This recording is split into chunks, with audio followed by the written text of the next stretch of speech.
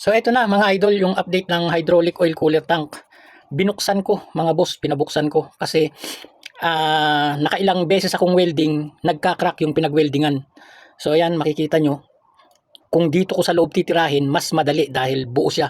Ang haba mga boss ng crack sa loob nung makita ko.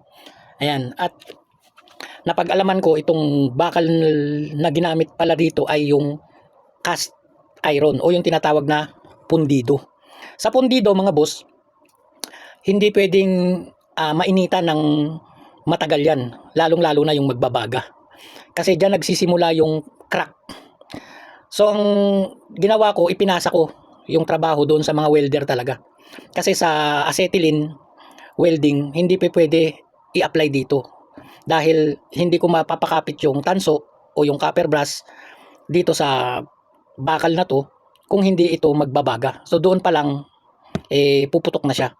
Kaya ang ginawa ko, ibinigay ko na talaga doon sa mga welder namin dito. At ang pagwe-welding dyan mga boss sa pundido, dulo sa dulo. Okay? Spot weld lang mga boss. Spot dulo, sunod sa kabilang dulo, sa kabilang dulo, sa kabilang dulo. Palitan mga boss nang sa ganon, hindi siya mag-init masyado. Okay?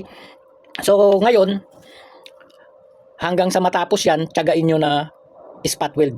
So far, na-welding na nila at nakuha naman na at ikakabit na nila dahil dumating na yung gasket. Hindi pala basta-basta rin yung gasket na inilalagay dito.